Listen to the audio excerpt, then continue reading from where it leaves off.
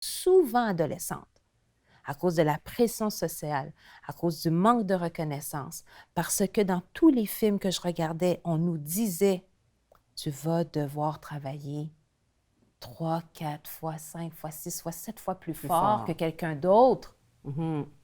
Là, tu dis, mais je dors où là-dedans? Mais tu dors pas. Non, c'est Tu ça. t'épuises, ma bête. C'est trop. C'est trop.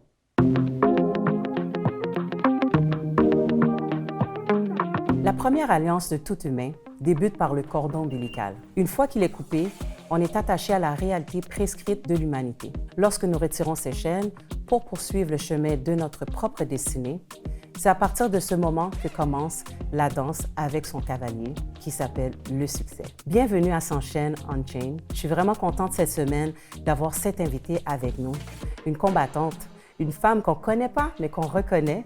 Et je suis avec moi cette semaine, Nadège Saint-Philippe. Bonjour, bonjour. Bonjour Nadège, comment vas-tu? Je vais bien, merci. Merci pour l'invitation. Je suis vraiment contente de t'avoir parmi nous à nos studios. C'est vraiment une belle opportunité. J'ai hâte qu'on apprenne à te connaître. Je sais que pour plusieurs personnes, on se dit, qui est Nadège? On te connaît comme la présentatrice météo. Oui. Mais on va apprendre à te connaître. Mais D'accord. avant, on a ce qu'on appelle ici le 60 secondes s'enchaîne. D'accord. Donc, 60 secondes s'enchaîne, c'est quoi? Tu as 60 secondes pour ventiler. Donc, ventiler sur n'importe quoi que ça tente de ventiler, parler, peu importe. Donc, on va prendre le temps de prendre des bonnes respirations.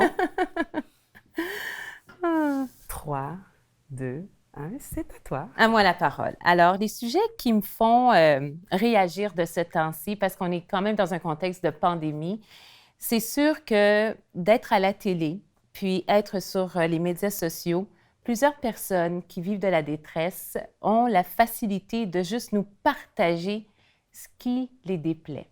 Et lorsqu'on travaille au cadre de l'information, c'est sûr que lorsque on est appelé à toujours informer les gens sur la situation de la pandémie, les gens sont tannés d'entendre ce message-là, mais il est nécessaire. Donc, certains de mes collègues et moi, nous sommes ciblés et souvent critiqués. Pourquoi? Je comprends la fatigue de la pandémie, mais ça, je trouve ça très difficile durant cette période à gérer parce qu'on essaye de répondre avec un petit peu de détachement, avec beaucoup, beaucoup de diplomatie, mais les mots blessent. Et que ce soit exprimé à travers un écran, la personne qui les lit les reçoit et ça émet quand même une vibration qui n'est pas plaisante. Alors, cette décharge-là, elle n'est pas facile à gérer. Puis, tout le monde est fatigué. Mais je comprends que l'information n'est pas évidente de ce temps-ci, mais j'aime dire que oui, il y a des personnes qui partent, mais il y a des naissances aussi. Alors, puis on est tous conscients de ça dans un bulletin de nouvelles, puis on essaie de partager aussi des choses qui peuvent faire du bien. Du moins, on essaie. Alors, s'il y a une affaire qui me fait réagir de ce temps-ci, c'est bien ça. Autre chose, je dirais, j'ai une pensée pour mes amis qui ne travaillent pas de ce temps-ci. Alors, je les vois souffrir de ne pas pouvoir se réaliser à l'intérieur de tâches et de fonctions qu'ils pratiquent tout au long, qu'ils ont pratiqué pendant des années et durant les derniers 12 mois qu'ils ne peuvent pratiquer. Donc, il y a comme un côté d'eux qui ne peut pas s'épanouir parce qu'on s'épanouit aussi lorsqu'on travaille et de se faire dire « tu ne peux pas faire ça », ça contraint certaines personnes et aussi de ne pas être capable de vaquer à des activités quotidiennes ou pas avoir les moyens de le faire.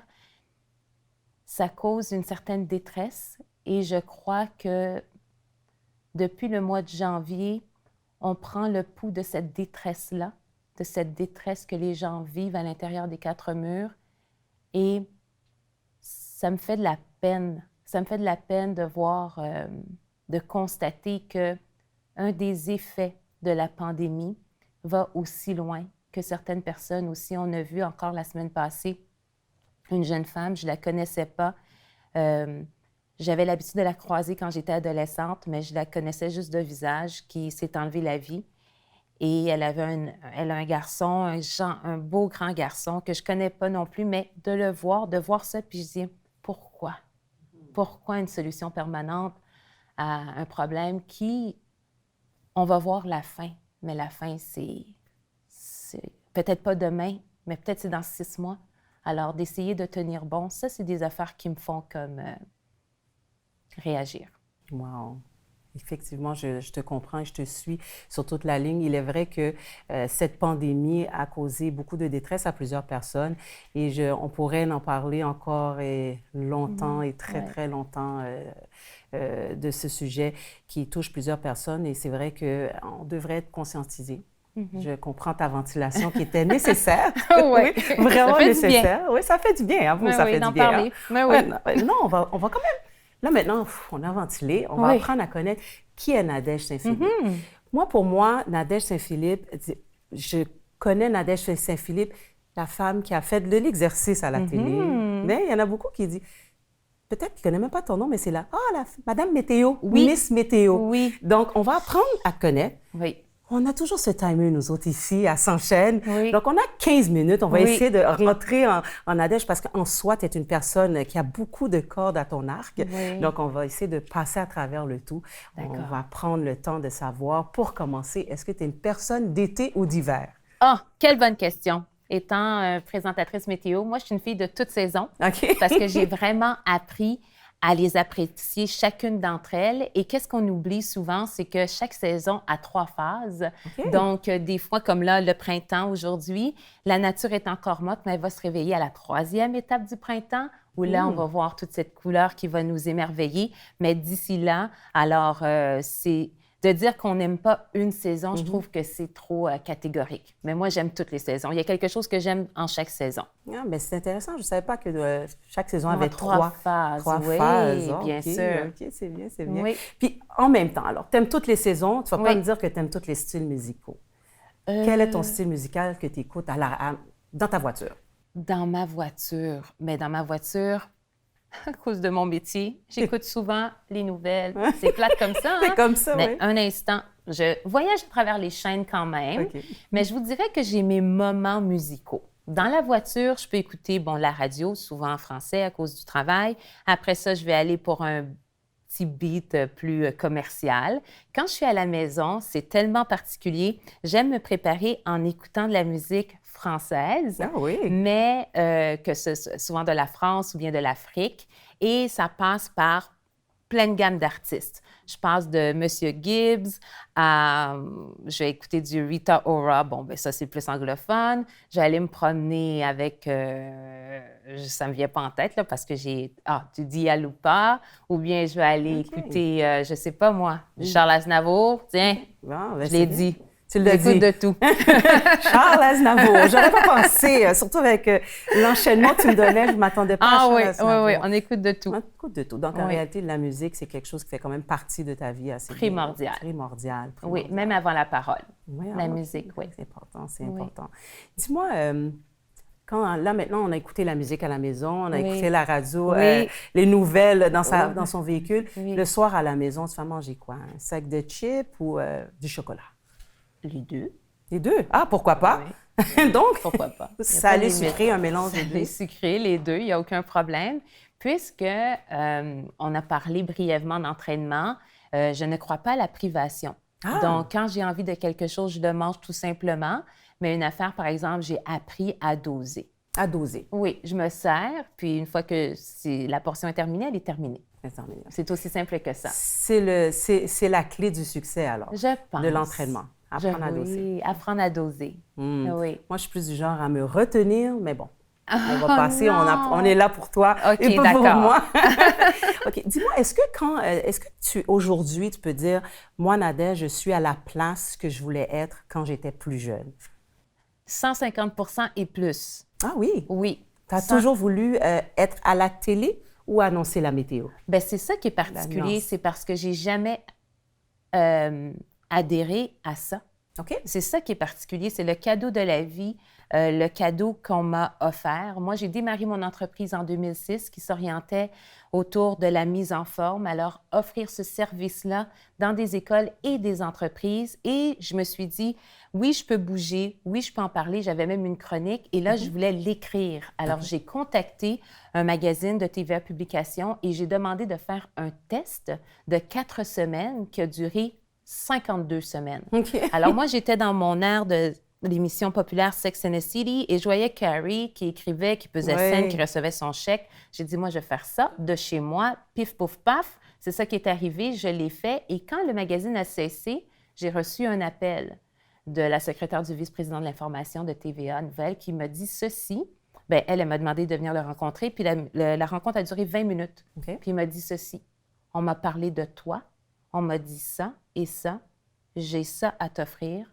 Pense-y, reviens-moi. Wow. Et ça fait 14 ans que ça dure. Une belle opportunité. Belle opportunité. Alors, c'est pour ça que je dis, je n'avais pas envisagé un jour travailler aux côtés de Pierre Bruno, de Michel Jean, Paul Larocque, Cindy Royer, Jean-François Guérin. Je n'avais pas envisagé ça. C'est arrivé. Merci. Parce que j'apprends beaucoup sur les gens, mais beaucoup sur moi. Sur toi. Bien sûr. Ça t'a porté à faire un regard sur soi-même. Oui.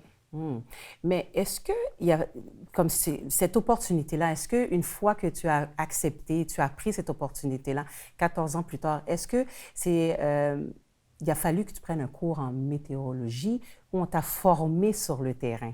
2 choses. On forme, lorsque la personne est sélectionnée, on lui offre une formation avec la personne senior en place là-bas, considérant le quart de travail qu'elle va remplacer. Alors, si c'était pour une journaliste, ce serait la même chose. Moi, en tant que présentatrice météo, j'ai été formée, j'ai passé du temps avec la personne là-bas.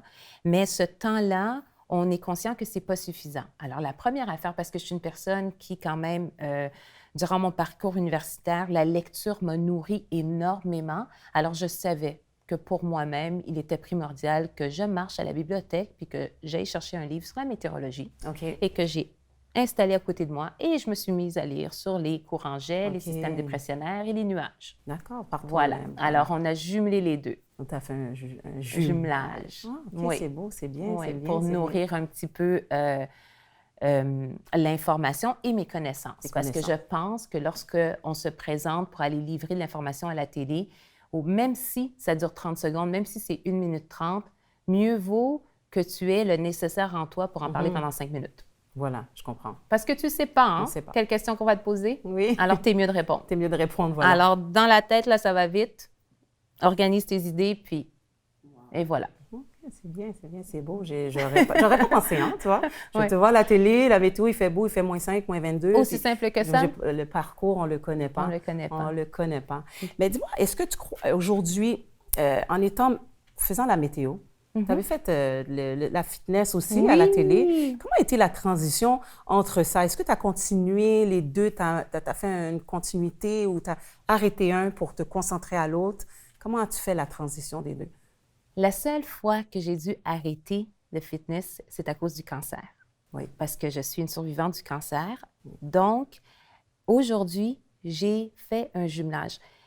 Je ne peux pas laisser le fitness de côté. Oui, j'ai travaillé pour des chaînes quand j'avais, au début de ma vingtaine, pour quand même les réseaux RDS et TSN. La leçon là de TSN, c'était lorsqu'on a auditionné, ils cherchaient une blonde aux yeux bleus, littéralement. Et moi, j'arrivais, la jeune fille à la peau noire avec un espace entre les dents, les cheveux noirs, des tresses à l'époque.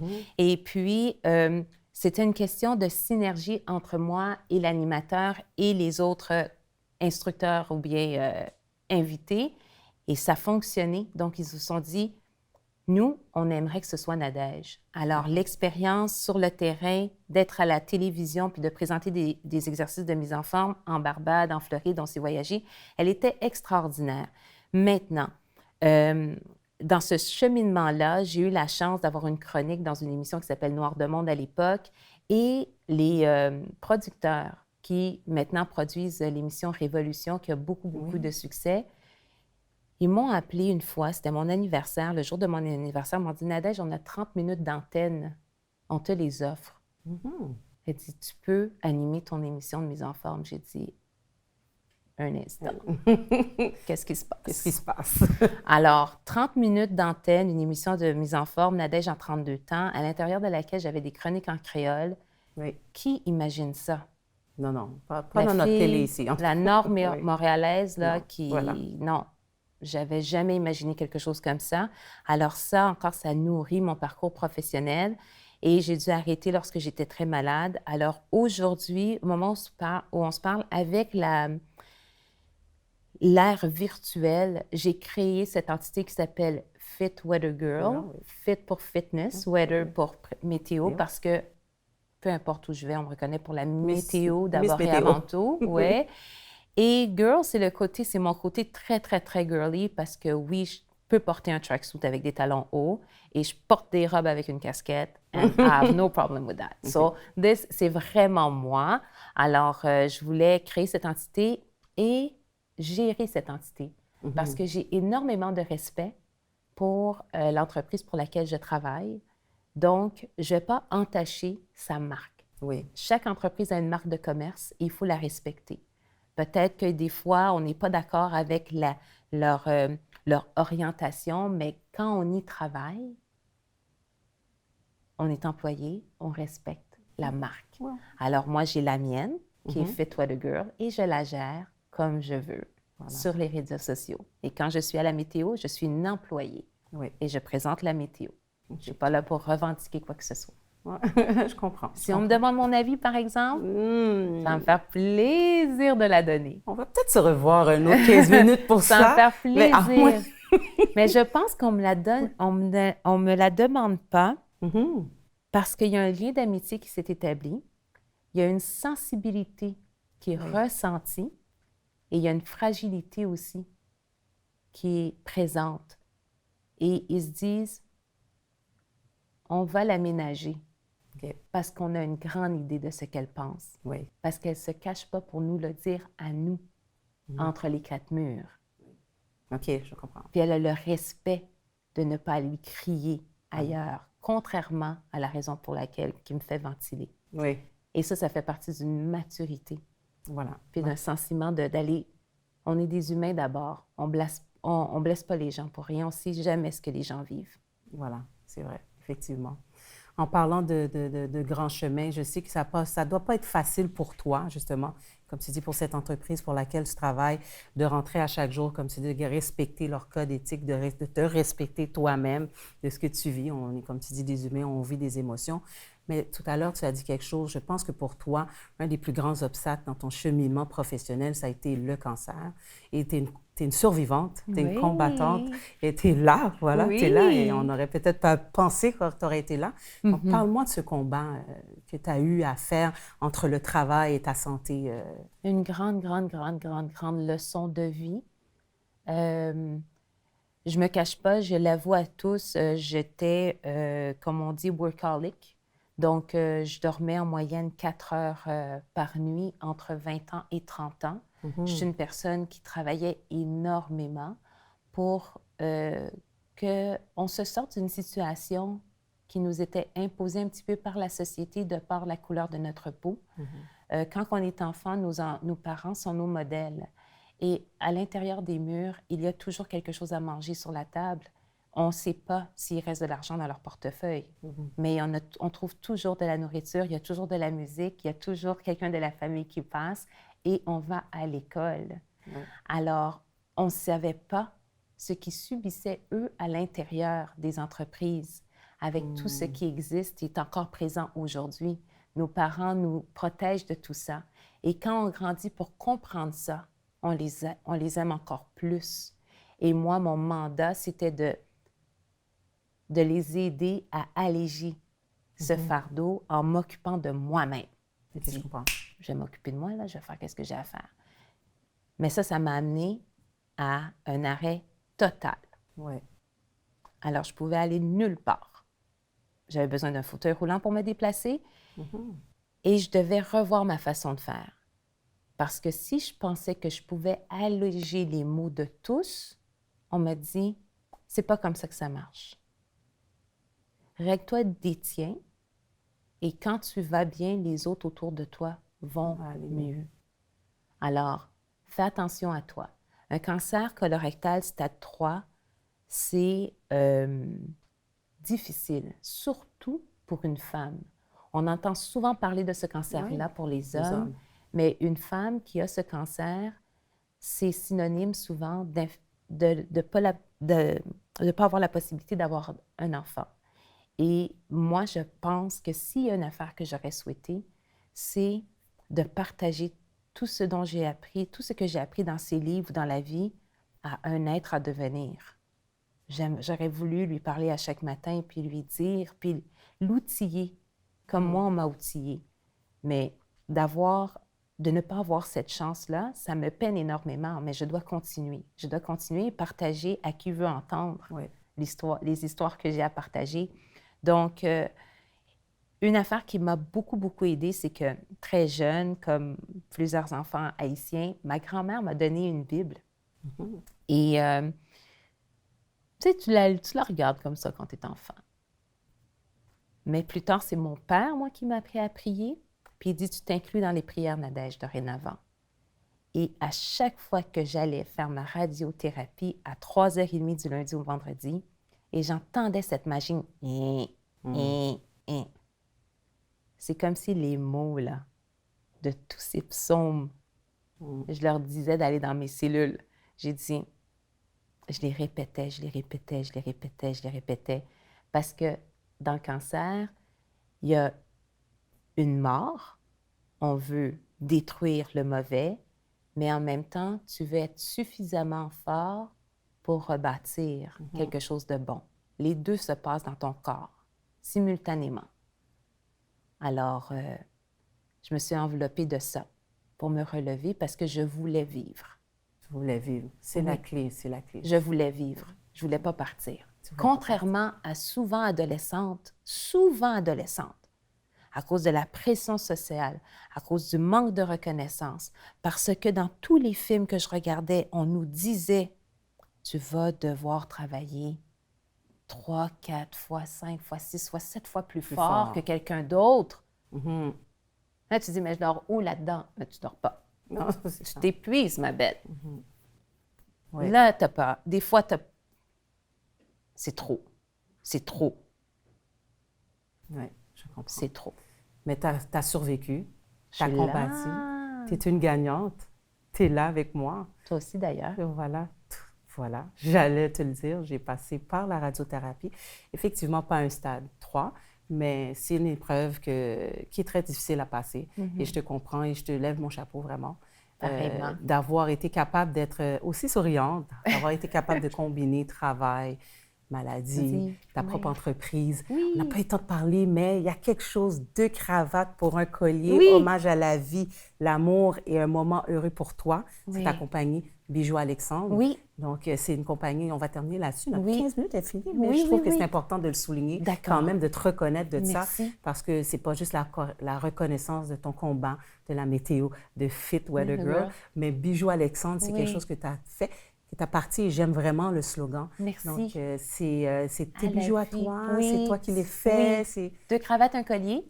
Encore en lien avec mon cancer, qui est un cancer habituellement masculin. J'ai féminisé le port d'une cravate parce qu'encore une fois, la société, l'homme, lorsqu'il s'habille, il porte une cravate, c'est sérieux. La fille, la femme, on ne sait pas. Est-ce que c'est les talons hauts? Est-ce que c'est la jupe? On ne sait pas trop. Alors moi, je me suis dit, Bijoux Alexandre sera ce bijou. Et il est fait de 2 cravates ayant appartenu à un homme qui a aimé cette femme-là. Ça peut être son grand-père, ça peut être son père, ça peut être son conjoint, ça peut être son fils, parce que lui, quand il a porté cette cravate, il est allé faire quelque chose d'important dans sa vie à lui. Ça se peut qu'aujourd'hui, il ne la porte plus, puis il la met dans son tiroir, mais sa mère pourrait la porter, sa femme pourrait la porter, sa fille pourrait la porter, et lorsqu'elle le porte, elle sait qu'elle a l'amour en elle et sur elle. Et c'est bien sûr parce que j'ai pris les cravates d'un homme, mon beau-père, qui est décédé aussi du cancer. Donc, chaque personne qui veut honorer les moments heureux d'une personne qu'ils ont aimée, ils peuvent se faire ce bijou-là.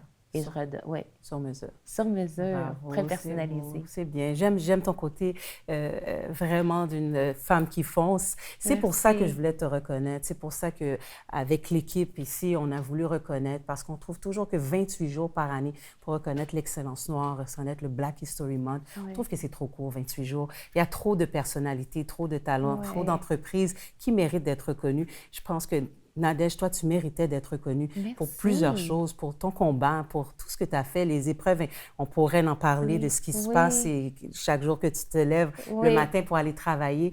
Vraiment, merci d'être là, merci d'exister, merci d'être encore vivante et de sourire et d'avoir accepté d'être ici. Ça me fait plaisir. Merci à vous encore. J'ai un petit quelque chose pour toi. D'accord. Ah oui, on n'a pas terminé. Je n'ai pas encore terminé avec toi.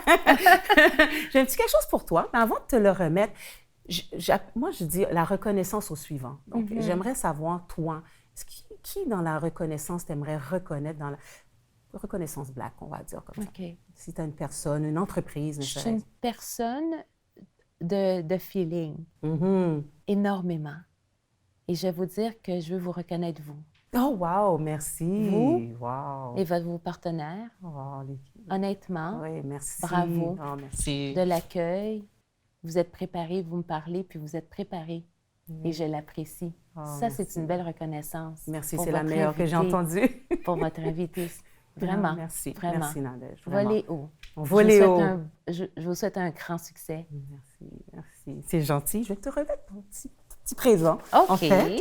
Donc, on a ce petit cadeau pour toi que tu vas pouvoir prendre le temps de regarder par la suite. Je vous remercie. Mais encore, toujours, merci, Nadège. Ça a été un plaisir, un court plaisir, mais ça a été un plaisir de t'avoir avec nous. Et je te salue. Belle continuité, continue ton trajet, continue ton message. Puis j'aimerais en entendre encore plus de Nadège, puis on va partager ça. On aura d'autres occasions. Je nous le souhaite. Je nous le souhaite, voilà. Donc, je tiens à remercier tous les téléspectateurs et les auditeurs qui ont pris le temps de regarder cette émission. Donc, on avait avec nous aujourd'hui Nadège Saint-Philippe. Oui, Nadège Saint-Philippe, présentatrice météo, Fit Weather Girl, Bijou Alexandre et la combattante qui a réussi à survivre un combat contre le cancer, stade 3. Donc, je vous souhaite à tous une bonne semaine. Une autre émission vient de se terminer et à la prochaine. Fais-le pour toi. Fais-le sans te demander pourquoi. Hey!